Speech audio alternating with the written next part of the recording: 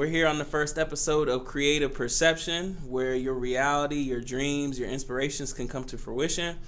Today is our first episode, and I have the pleasure of welcoming one of my good friends that I met in 2014. Wow. Oh my goodness, we're almost going on 6 years. 6 years? Almost. Wow, that's crazy. Yes. Wow. Yes, we have Janet Odubeko. Yeah. The voice of informative artistry, the voice for women. Yes. Correct? Did I get it? Yes, the informative voice for women. The informative voice for women, which is Yes. very important considering where we are in today's world. Yes. Lord absolutely. help us. Yes. So, the blood. yes. Jesus. Yes. So my friend, she is from she graduated from Towson University. Yes. She got her you. Yes, she got her undergrad in psychology, and she is working on her master's in public relations. Correct? Yes, I am. And and check the credentials. Yes. She got her certificate in women's entrepreneurship from the Cornell University. That is a big deal. That's a huge deal. Yes. Blessings. We thank God. Yes, we do every day. So, before I continue to brag about, I'm going to let her talk, but I'm going to brag a little bit more. This fine individual is a very prominent voice in PR, and she's going to be a force to be reckoned with in years to come. She really has a story, and this interview is going to bless anybody who listens to it. So, tell us about yourself. Oh, wow. Where do we start?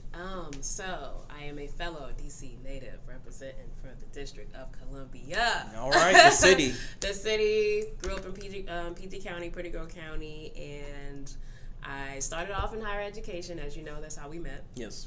And then I always knew that I had a pull for the entertainment industry, and I always knew that that's something that I wanted to do. Since 5 years old, I remember seeing my first music video, TLC Creep. And I was like, Mom, I want to do that. Mm-hmm. And she was like, yeah, you can do it. And so I just became fascinated with music then in the entertainment world, and I just was glued to the screen ever since. Awesome. And so life kind of directed me the opposite way, but you know, God always brings you back to where you need to be. Snatch you real quick. Yes, he will. So I decided to do higher education. I decided to do psychology because I grew up in a Nigerian family, and they were like, oh no, you need to be a doctor, not, a dancer or a singer. And that's what I wanted to do. In high school, I started dancing at 15. I was in the gospel choir at 16. And you better sing for the Lord. Yes. So my dad, he kind of supported me, but then he kind of was just like, no, you need to do this. So I ended up switching gears and doing psychology, and I liked it, but it wasn't for me. Sure. I just knew deep down, no, I need to be in the entertainment industry in some type of way. Yeah. So then I met you. I was just about to say that. The funny thing is, when I met her, and I tell her this all the time, when we first met, and she was like, psychology. I was like, psychology? No, you're not supposed to be in that field. Exactly that was the first thing I said to her. I didn't know what it was, but then when I listened to her, and she was like, I have a blog, and I write about it, and I read her stuff, and I was like, this is really good. She was like, yes. I was like, yes. And I was like, you should be in PR. And she was like, it's funny you say that. So you talk about being your family background is from Nigeria or Nigerian. How, I guess for you, it's a huge stigma. They want you to be doctors. They want you to be mathematicians and things of that nature. At what point, and you can talk about, after when we met or whatever the case may be, or when did it click in your head where it's like, you know what, I love my family, but I have to do this for myself? Ooh, man. Right. I would probably say, it somewhat clicked after we met, because then I was just like, you know what, I'm just gonna do this slow transition. I'm gonna apply to Full Sail and start my master's program in PR and applied communication. Sure. And I'm gonna start doing these freelance PR gigs with Candace Nicole PR, doing DC Indie Fashion Week. But then you have to look at the camera. You're dropping some gems. You have to look at the camera. Let them know where you work. I'm trying to engage with you. I'm just giving you a hard time. It's all good. Keep going. And so it slowly started to click, and I believe that was 2015. Yeah, in 2015, it slowly started to click, and then life happened. I decided to, leave higher education for good and focus on, hustling and doing free work in the PR industry. And I was like, oh my gosh, this is harder than I thought it would be. I didn't think I was going to struggle like this. So it slowly clicked, and I didn't tell my family that I had left to go do PR and entertainment, because they would have lost their mind. They would have been like, what are you doing? You need to go back to school. So I just quietly did it, but I don't think it really fully clicked for me until this year. Okay. And I'll be honest about that because I think I had to go through some things. Sure. In order for God to develop me. Sure. To really realize, no, this is your calling. You can't keep running from it. I don't care what your family says. I don't care what, your great-grandparents say, your father. I know, because, we've had this conversation. My father was very adamant about me not pursuing the entertainment industry at all. So in 2020, when life, happened to me again, and, I went through my own mental health situation, I really had to dig deep within myself and have a conversation with God and be like, okay, God, what are you trying to tell me? What do I need to do? And then he spoke to me and told me, you need to sing, you need to dance, you need to do PR, you need to write. Sure. Which is something, I was running away from writing, even though I'm good at it. And the one thing you run away from is one thing you're usually good at. Yep. So, I was like, okay, God, I surrender. So that's when it fully clicked, like, no, this is for me. Sure. And it took me having to go through some trials and tribulations to get to that point. Yeah. But I thank God for the lessons learned in those trials because it made me stronger and it made me realize, no, this is where I need to be. I was about to say, I don't think you realized, you rubbed off on me. Because... we both influenced each other. Exactly. Like, God works in mysterious ways. He really does. Yeah. Because when I was encouraging you to do PR, and everybody knows I love sports, and I never really dove into that until, maybe 2016. And I just applaud you for your strength and, the things that you're going through. Thank you. Yeah, you're welcome. You touched on mental health, and you talked about having a background with it and going through some trials and tribulations. Now, PR or anything communications, it'll put you through some things. So, what are some ways that you've been able to provide self-care for yourself and for anybody who wants to be in PR that struggles with mental health, or no matter what it is, whether it's anxiety, depression, schizophrenia, bipolar, whatever it is, what is your advice for them to help them get through that and to still pursue what they want to do ultimately? I would definitely say, yes, if you are a Christian, go to church, seek spiritual counseling, but I definitely stress the importance of therapy. Now, it's really hard to find a good therapist, but when you do find one, if you're looking for a black therapist, I recommend therapyforblackgirls.com. It has a whole directory for people looking for therapists that look like them. Therapy for sure, but making sure you have that good relationship with your therapist, and then also doing self-work, sitting with yourself, and just being still so you can hear God speak to you, and so you can actually reflect on your behaviors. Because when I was going through my mental health crisis, that's when God really had to make me be still. It was just me in my car and God. And I was just writing and journaling and just reflecting on everything that happened in my life and how I got to that point. I was like, how did I get here? And I just started, that's where the answers came. I just started doing the work. I realized a lot of things about myself that I didn't know, a lot of trauma that was there for my family, that I needed to heal. And I didn't realize how deep the wounds are. And I feel like when it comes to self-care, we need to really pay attention to what our bodies and our minds are telling us, because our bodies will tell us you need to slow down. But we're always in go mode. That sometimes God has to send something to be like, I told you just to sit there. So you can hear me, so I can tell you where to move. So when I sat there and God was speaking to me and I was journaling and learning different things about myself that I never knew would ever be presented to me that way. So I was doing that. I was, burning incense. I'm a very spiritual, gotta get the feng shui. Erykah Badu vibe type of person. So I was researching, just don't pick that blunt up that she be smoking. No. You're a mess. So I was researching different things about what incense help with, or essential oils help with anxiety and depression. That's good. And I found patchouli helps with grounding and healing your root chakra if you went through a lot of trauma. And I found out it started helping me. So on top of me having to switch my diet to veganism as well, that helped too. So that's when I started learning about like meditation and like prayer and meditation, and learning about how like high frequency music helps people who are trying to heal from trauma and whatnot. So that helped me significantly, and it really started changing my mindset. And then I found a therapist who helped me do inner child work. Because a lot of us, you know, we have pain from our childhood or trauma from our childhood that hasn't been healed, and it manifests into our adulthood. For sure.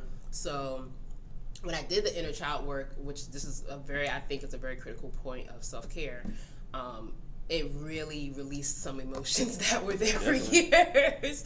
So when I did that, it really helped with the healing process and the self-care process. So I would definitely, because we kind of talk about the bubble bath version of self-care, but I think the deeper, I mean, that's the fluffy great stuff. The fluffy stuff. I think it's great for the surface level self-care, but I really think true self-care comes from doing the work.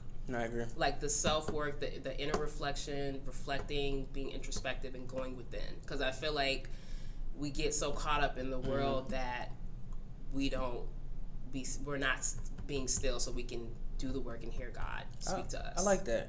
And you mentioned the word work, which is work is, it's very essential to everything in every part of your life that you do. So talking about, we're going to switch from mental health and we're going to go into the work vein.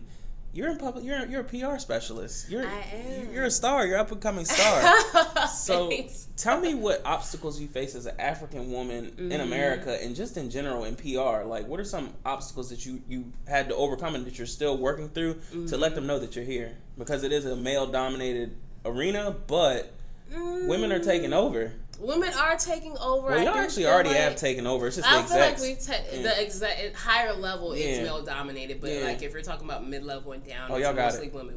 We got it locked. Y'all need to be the execs though, but continue on. Yeah, we hold things down when the execs are slipping, but that's another conversation.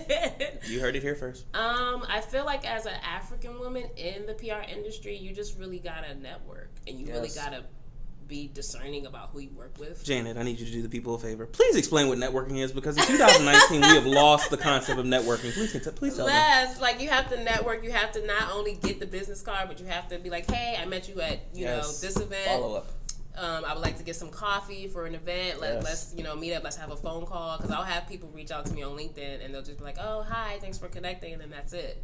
But I've actually had phone conversations with people that I've never met. Exactly. From LinkedIn. Like, hey, let's hop on a call. Let's see how we can work together. Yes. So actually, it's funny that you mentioned that too, because I was watching an interview with Ryan Leslie a few weeks ago about how he talked about the same thing, how like our relationships is what adds to our currency. Because if we are not building relationships with people that we network with, we're losing out on opportunities that we could be creating. Exactly. And networking is bigger than yourself too. Like, it is. Some people, you can't network with just you can't reach out to somebody and just want what you want. It has to be mutual, because there has to be a beneficial, for both parties. Exactly. Right. Like, for me, that's how I got my start in sports journalism, just networking, just talking to people, like, and just remaining humble. Like, you'd be surprised how many people that are in the field that have so much tremendous talent, but they do not know how to network, so we never know who they are. It's bad. We never know who they are, and they have this abundance of talent. I used to be one of those people, but then I kind of had to like push myself out there. And then once I started, you're doing great. Thank you. When I started, networking and meeting with people, I was like, oh, this is not as hard as I thought it would. Can you tell them some of the famous people you've interacted with? Go ahead. You over here? I'm trying to be humble. You over here about to let them know. I have had the opportunity of working with Jamie Foxx, Crazy Legs. Wow. I've had the opportunity of meeting people like Maxwell, Christian Keys, Tiana Paris. Gosh, there's so many people. Bars. People, so many. If I could meet Alicia Keys, that would be great. She's like my R&B star. But we're gonna spam her after this. Go ahead. Yes, I've already tried. Trust me. I'm trying to think who else. There's so many people. I met Bishop T.D. Jakes. Oh wow. Lance Gross. Malik Yoba. Wow. Most of this happened at Essence Festival. I've met Amarla Negra. Wow. Wow. Yeah, okay. she's amazing. She's really low key. She's talented too. She's very talented. I feel like Love and Hip Hop has kind of tainted her platform. It gave her one, but then it tainted it because she really can sing. I think she should have left after the second season. I don't think she should have. It's Trick Daddy's fault.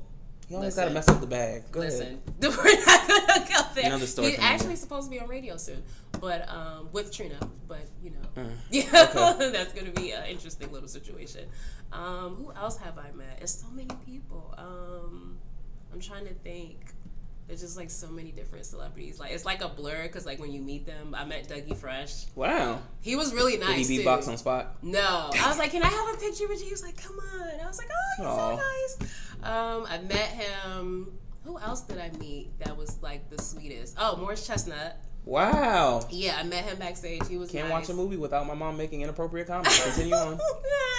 I cannot. You can't watch no movies with her. Love you, Mom. Who else have I met? Oh yeah, I met Luke James. He's sweet. He's really talented, and he's like one of the biggest Prince fans too, because that's how like we connected. Wow. Yeah, okay. And he killed the Prince Tribute Ass Festival in 2016. Thank you for taking us behind the carpet on that. I appreciate it. I am so proud of you. He's amazing. Okay. Yeah, but yeah, there's so many people.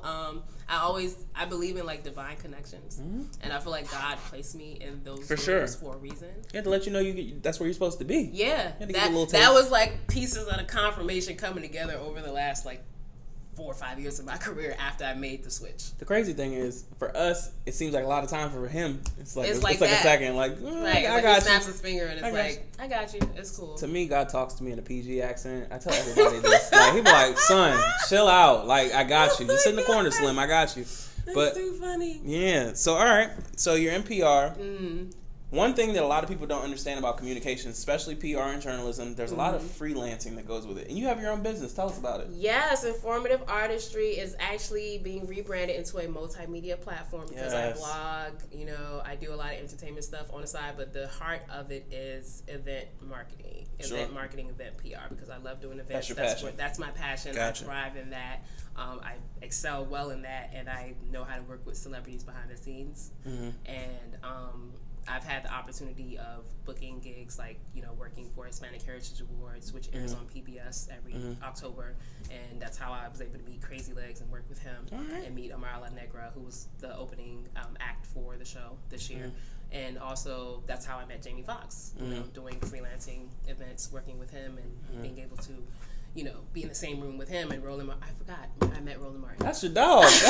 I've met him twice too. That's a hardworking man. That's a very hardworking smart man. Too. Very smart, very humble. Knows his angles too, because we took pictures like, no, we gotta take it from up here. I was like, he's been on TV.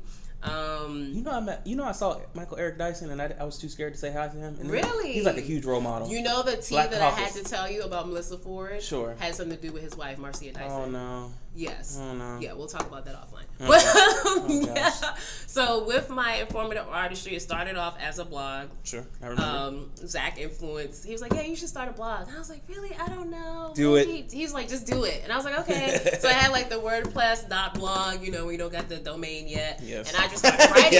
I just started writing, and then it just grew from that. And then I actually got the money and turned it into an actual domain. And I paid for the website thing. I did it myself because I was like I'm in grad school for website development and PR, so they taught us how to do it. It was an assignment, and then it grew into event PR, and then I started having the accolades just build and build and build. I was able to work with nonprofit companies like Extraordinary Birthdays in DC, do marketing and PR for them. They actually gave me my start.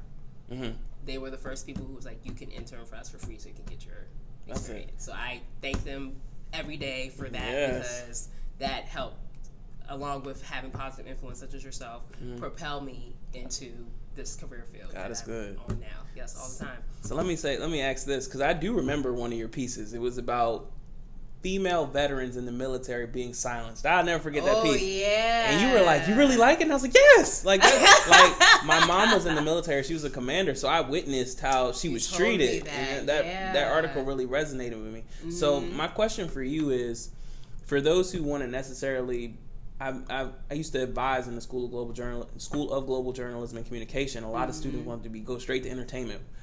what would you say to those? Like, for some, you may end up in there off the top, but for some, you have to kind of find a road to get in there. What would be your advice to somebody that's like, I want to be in entertainment, but they may not start there? I would say don't limit yourself to one thing. Yes. Especially if you're trying to go into the music industry, because we all know you don't make a lot of your money doing music. Nope. You make your money doing endorsement deals, having your own businesses and whatnot. I would say definitely have a mentor. And definitely have self-confidence and self-belief to do it, because that's the biggest part, because sometimes you can have all the talent in the world, but if you don't believe in yourself, you're going to continue to hit roadblocks within yourself and with your path. Network, as we discussed. Network, build relationships with people, because the entertainment industry is all about who you know and the relationships you have. Yes. So I would say definitely network, build those relationships, have self-discipline, and also have the ability to have self-control, because there's a lot of dark aspects of the industry that can swallow you whole.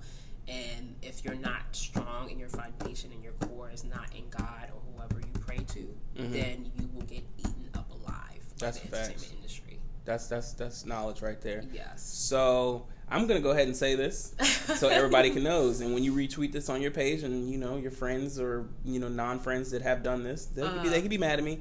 This is a very talented individual, and she has her own business. Please do not ask her to do PR, event planning, or anything for you for free. No, please don't. I put in my time. The first year that I decided to switch careers, I worked I want to say 30 events for free. Sounds about right. Yeah. No more free. Pay. No, we can't talk about. You need to pay. Yes. Get your money right, budget, because PR is a lot of hard work. A lot of people do not understand how publicists have to stay up. Send pitches, resend the pitches, send email, marketing campaigns, all that kind of stuff. And then if we're doing social media, developing social media campaigns, it's a lot of work. Just because it doesn't look like it, because it's quote unquote PR, and it's a digital form of work, does not mean that it's not a lot of work. And it is. Exactly.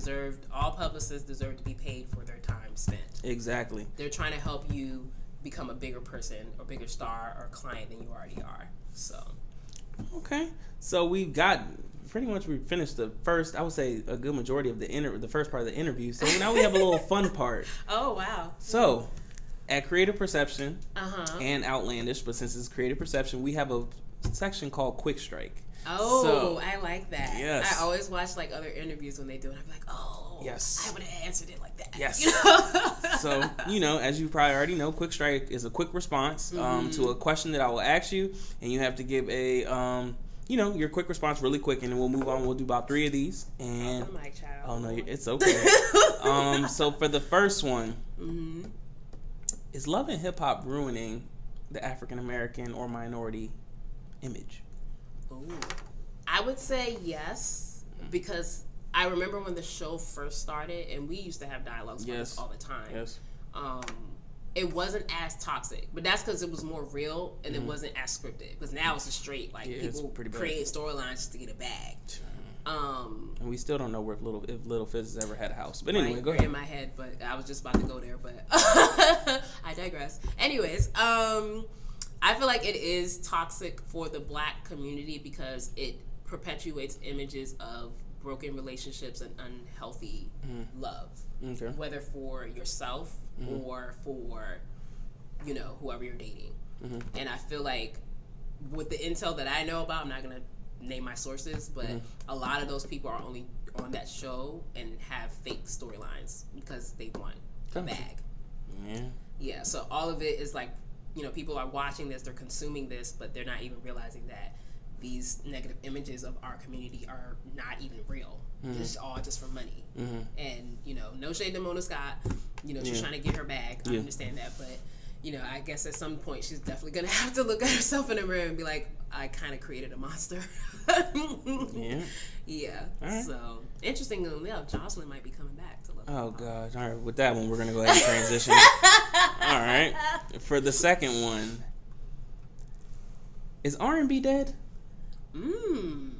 I think that it's starting to see a resurgence now. Okay. Who are some people that are resurging really quickly? Lucky Day. I heard his album's really good. You gotta watch the NPR Tiny Desk with Raphael Sadiq.